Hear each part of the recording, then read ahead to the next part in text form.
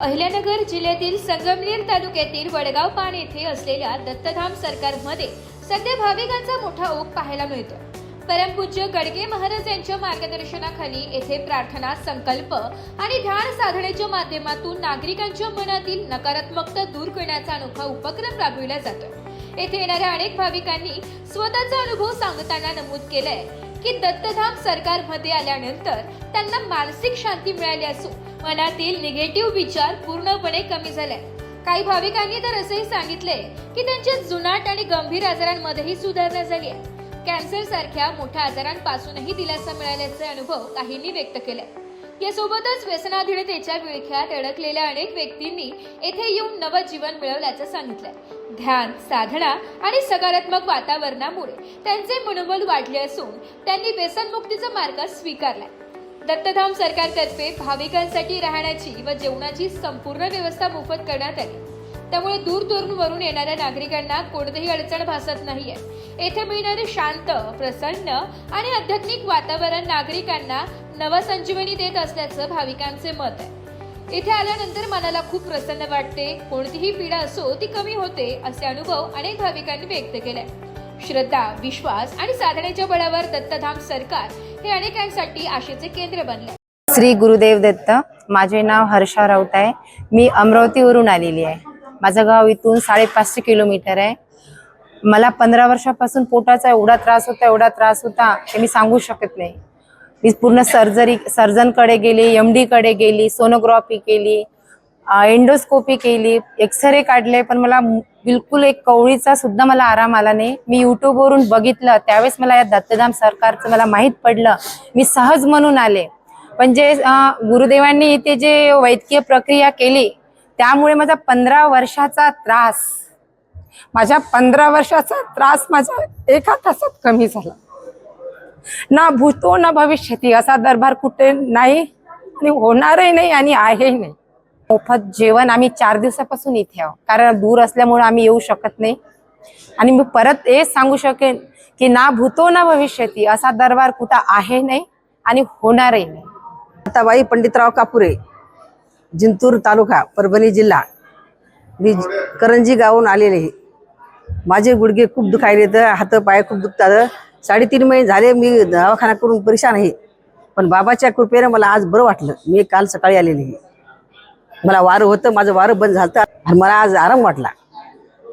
माझ्या पाठीत मुंग्या येऊ लागल्या, माझी कंबर दुखती, माझ्या कंबर गॅप आहे, पण आता काहीच नाही, खूप छान वाटायला। उत्तम डक, राहणार डकवाडी, जिल्हा तालुका धाराशिव। मी राहते सध्या मुंबईला।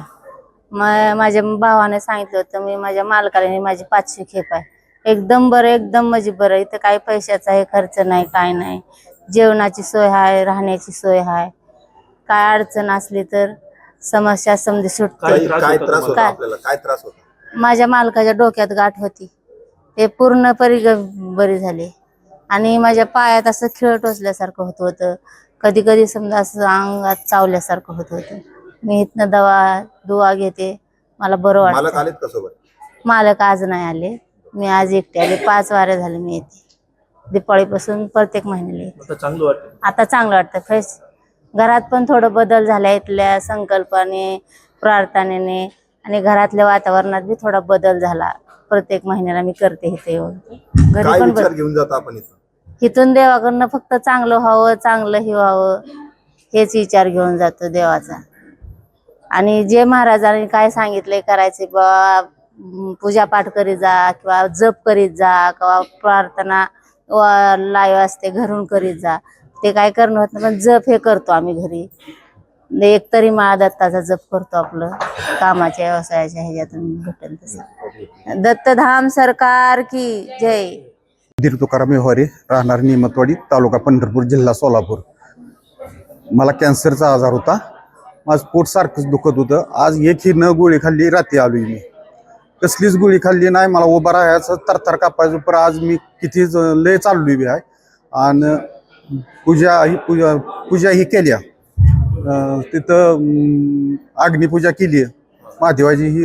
आता मला चांगलं बरं वाटतंय, 70% मला फरक पडल्यासारखं वाटतंय। माझं नाव दत्ताहरी पांडुरंग जोली, राहणार आटाळा, तालुका धर्माबाद, जिल्हा नांदेड।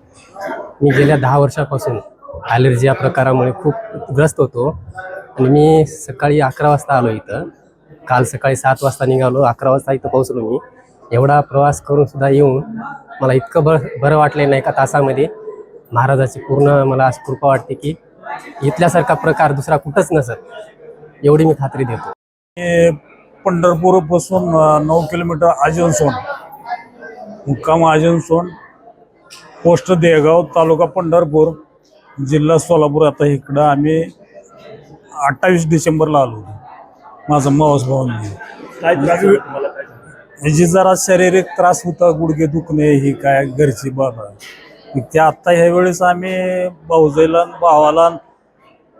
भावाच्या पोराला घेऊन आलो. मोटरसायकलीवर आलो पंढरपूरच्या खालनं. त्यांचा गुण आहे म्हणून आम्ही आलो. आम्ही आज आलतो बघण्याकरता आणि महाराजानं चांगली साथ दिली आणि व्यवस्थित केलंय सगळं. काय त्रास होतो तुम्हाला, काय असं अंग दुखत होतं, हे होत होतं, समजा नीट झालेला. ब्युरो रिपोर्ट, नाशिक लोकशाही न्यूज, नाशिक.